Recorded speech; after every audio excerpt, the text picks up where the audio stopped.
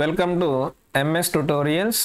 ఈ వీడియోలో నేను మీకు సోషల్ మెథడ్ సంబంధించి నెక్స్ట్ బోధనా పద్ధతుల్లో విద్యార్థి కేంద్రీకృత పద్ధతుల్లో సమస్య పరిష్కార పద్ధతి గురించి నేను మీకు వివరిస్తాను. అందరూ కూడా హెడ్డింగ్ పెట్టుకోండి. సమస్య పరిష్కార పద్ధతి. సమస్య పరిష్కార పద్ధతి అందరూ కూడా హెడ్డింగ్ పెట్టుకోండి. కొంచెం స్పెల్లింగ్ మిస్టేక్స్ ఉంటాయి, మీరు వాటిని కొంచెం గమనించుకోండి, మీరు నీట్గా రాసుకోండి. ఓకేనా? సమస్య పరిష్కార పద్ధతి. దీన్ని మనం ఇంగ్లీష్లో ఏమంటామయ్యా అంటే ప్రాబ్లమ్ సాల్వింగ్ మెథడ్ అంటాం. ఏమంటాం? Problem solving method. Problem solving method అంటే ఒక గమ్యాన్ని చేరుకోవడానికి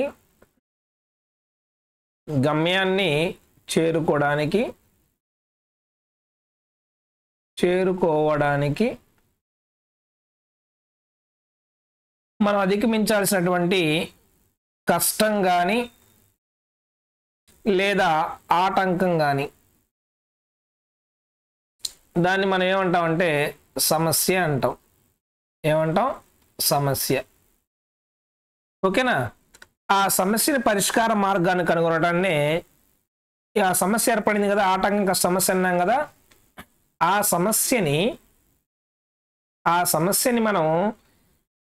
సమస్యనికి మనం ఏం చేయాలి? పరిష్కార మార్గాన్ని కనుగొనాలి.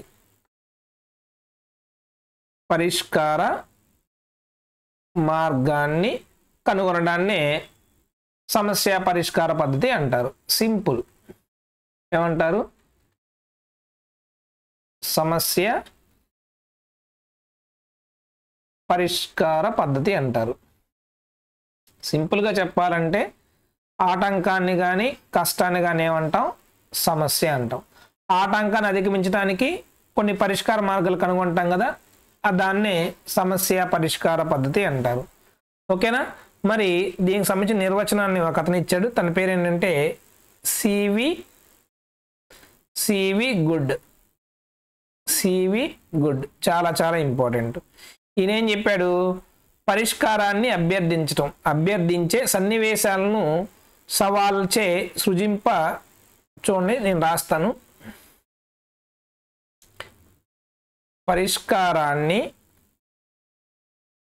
పరిష్కారాన్ని అభ్యర్థించడం అంటే ఏంటి? రాబట్టడం.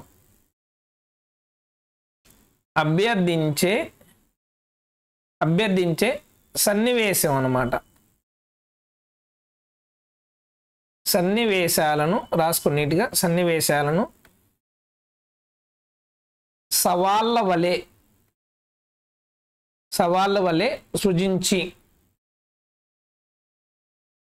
వలె సృజించి దాని ఫలితంగా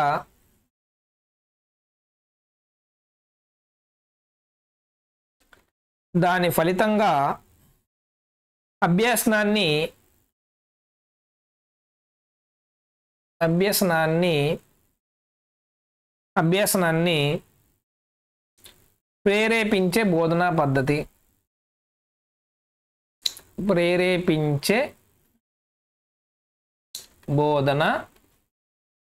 పద్ధతి. సింపుల్. అంటే ఇక్కడ మనం ఏం రాబట్టాలనుకుంటున్నాం? పరిష్కారాన్ని రాబట్టాలి. మరి ఆ పరిష్కారం రాబడటానికి ముందు మనకేం చేయాలి? ఆ సమస్య ఏంటో తెలియజేయాలి. అంటే సన్నివేశము. ఆ సన్నివేశం ఎలా తెలియజేయాలి?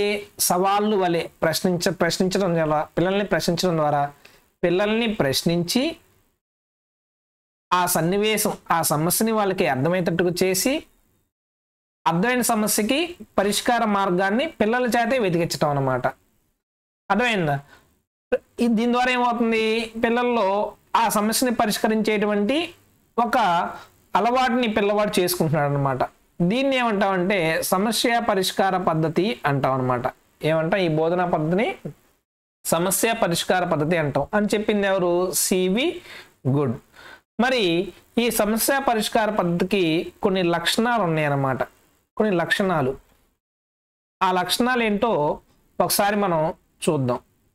లక్షణాలు ఏంటి? ఏ లక్షణాలు ఉండాలి దానికి? విద్యార్థుల మానసిక స్థాయికి సవాలుగా ఉండాలి.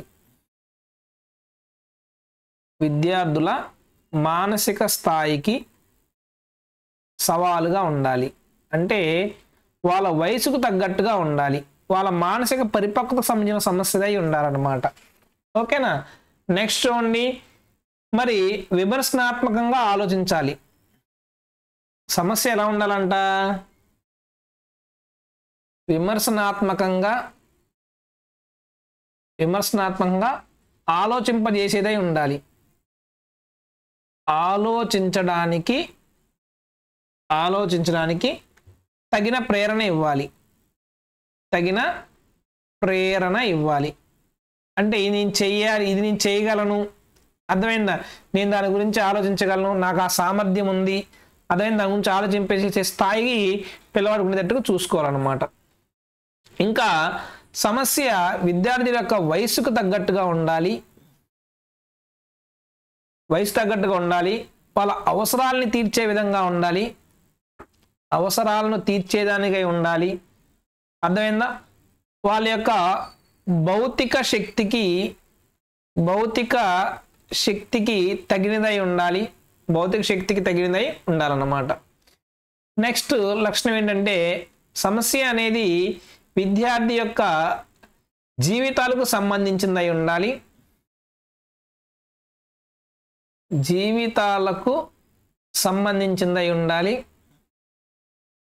సంబంధించినదై ఉండాలి. అదేవిధంగా తమ అనుభవాలకు ఉపయోగపడే విధంగా ఉండాలి, తమ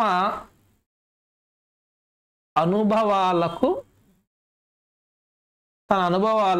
ఉపయోగించుకోవడానికి తగిన సమస్యను ఇవ్వాలి. ఓకే. నెక్స్ట్ సబ్జెక్ట్ నెక్స్ట్ ఏంటి? విద్యా విషయకు సంబంధం ఉండాలి, ఉండాలన్నమాట. అంటే తన సబ్జెక్ట్కి సంబంధం ఉండాలి. విద్యార్థులు పరిష్కరించడానికి అనువుగా ఉండాలి, పరిష్కరించడానికి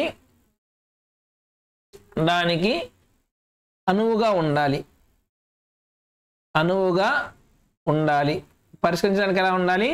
అనువుగా ఉండాలి. భౌతిక సాంఘిక పరిసరాలతో సంబంధం కలిగి ఉండాలి. నెక్స్ట్ పాయింట్, భౌతిక సాంఘిక పరిసరాలతో సంబంధం ఉండాలి.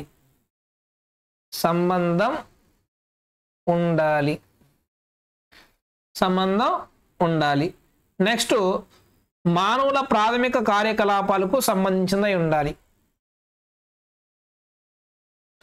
మానవుల ప్రాథమిక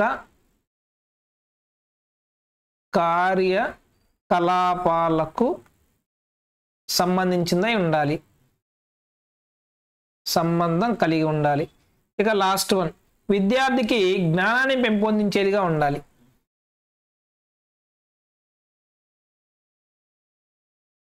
విద్యార్థికి జ్ఞానాన్ని పెంపొందించేదై ఉండాలి,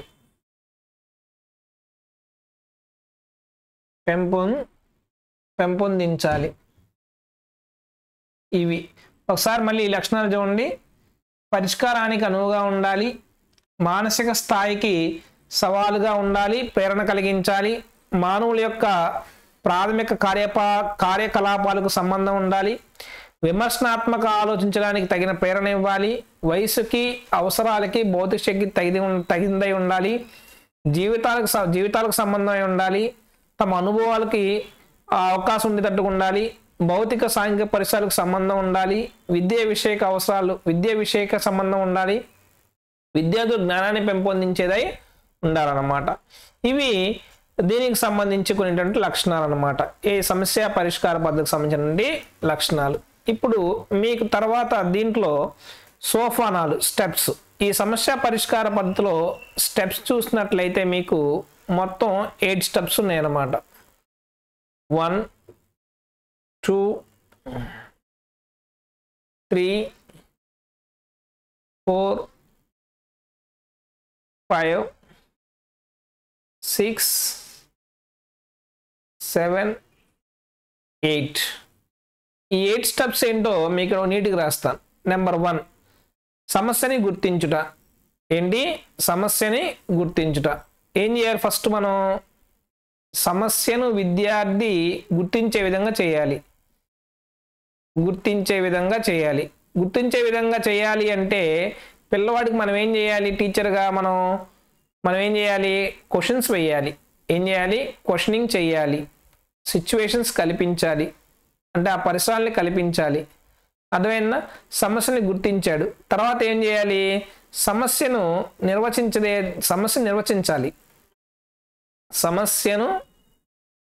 సమస్యను నిర్వచించుట అంటే పిల్లవాడు ఆ సమస్యని గుర్తించాడు. గుర్తించిన తర్వాత పిల్లవాడు ఏం చేయాలి? ఆ సమస్యని తన సొంత మాటలతో చెప్పగలగాలి. అంటే విద్యార్థి సొంత మాటలతో చెప్పగలటాన్ని సమస్య నిర్వచించడం అంటారు. తర్వాత ఏంటి? సమస్యను విశ్లేషించుట. సమస్యను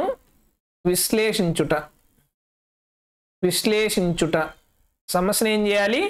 విశ్లేషించాలన్నమాట. తర్వాత విశ్లేషించిన తర్వాత ఏం చేయాలి? విశ్లేషించడం అంటే ఆ సమస్య ఏంటి, ఆ సమస్య ఎలా వచ్చింది ఏంటి, ఇవన్నీ కూడా తెలుసుకోవాలి. తెలుసుకొని తర్వాత ఏం చేయాలి? దానికి సంబంధించిన సమాచారాన్ని సేకరించుట.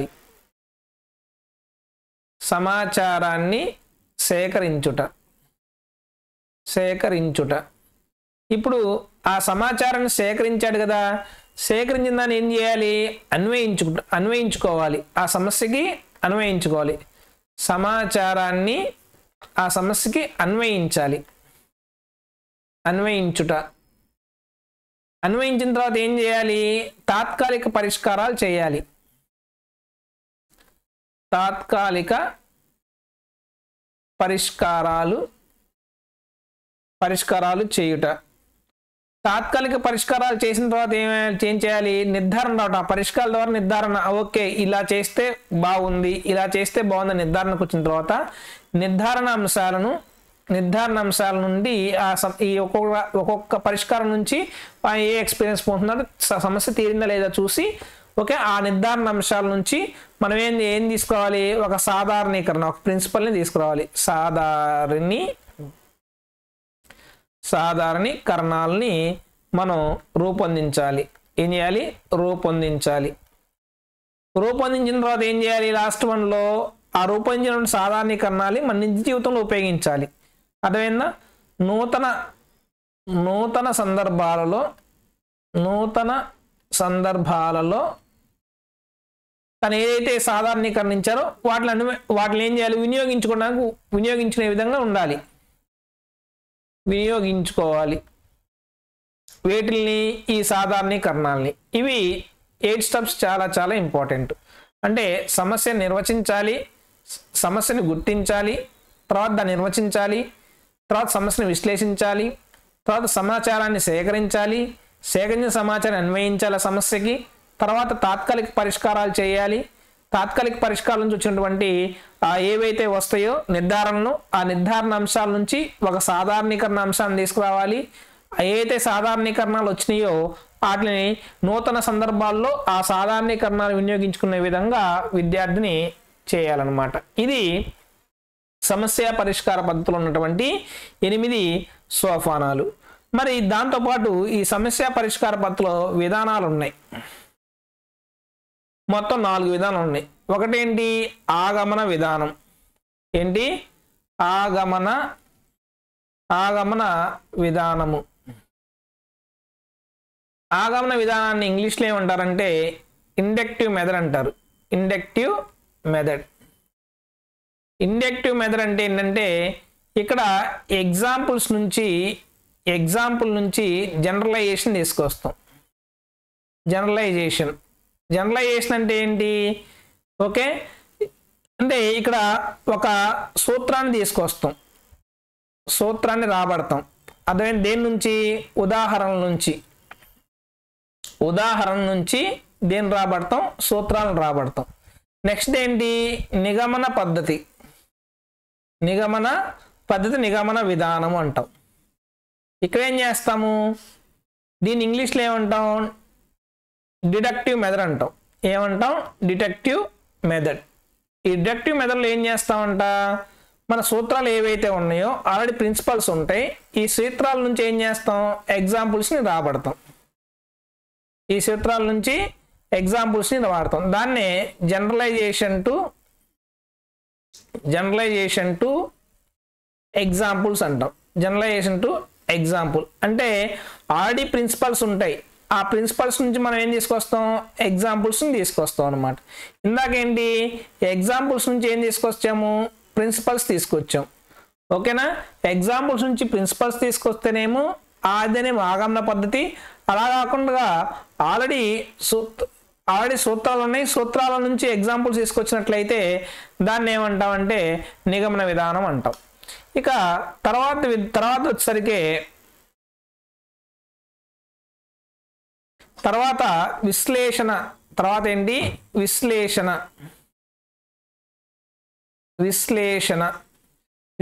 అంటే ఏంటి, ఒకదానికి సంబంధాలు ఏర్పాటు చేసుకొని, అర్థమైందా, తెలియని దాని నుంచి తెలిసే దాని వరకు తెలిసిన వాటికి అంటే తెలియని వాటి నుంచి తెలిసిన వాటికి సంబంధాలు ఏర్పాటు చేసుకుంటూ ఆ సమస్యని పరిష్కరించుకుంటూ రావడం అన్నమాట.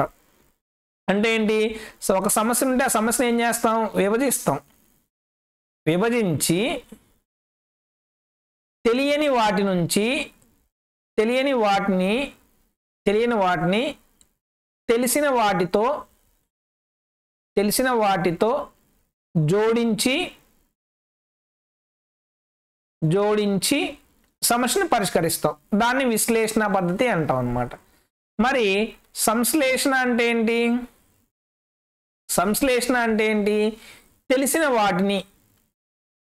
తెలిసిన క్లూస్ ఏవైతే ఉంటో తెలిసిన వాటిని తెలియని వాటితో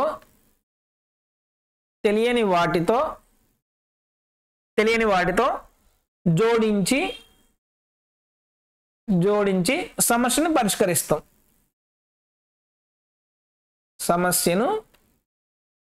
పరిష్కరిస్తాము. అర్థమైందా, అంటే ఈ తెలియని వాటి నుంచి తెలిసిన వాటికి, ఇదేంటి తెలిసిన వాటి నుంచి తెలియని వాటికి, అంటే ఇది పై విశ్లేషణ పద్ధతి దీర్ఘకాలికమైన టైం టేకిన్ ప్రాసెస్. ఎందుకంటే ఇది మనకు తెలియదు కదా, ఇదేంటి దానికన్నా టైం చాలా తక్కువ, ఈజీగా అయిపోతుంది, టైం లెస్ పడుతుంది అనమాట దీంట్లో. ఓకేనా, ఇది విశ్లేషణ అంటే ఏంటి, సంశ్లేషణ అంటే ఏంటి, సమస్య పరిష్కారానికి సంబంధించినటువంటి మీకు కొన్ని ఇంపార్టెంట్గా పైన ఎక్స్ప్లెయిన్ అయితే చేశానని భావిస్తున్నాను. Thank you. మరి నెక్స్ట్ క్లాస్లో మనం చర్చా పద్ధతి గురించి వివరిద్దాము.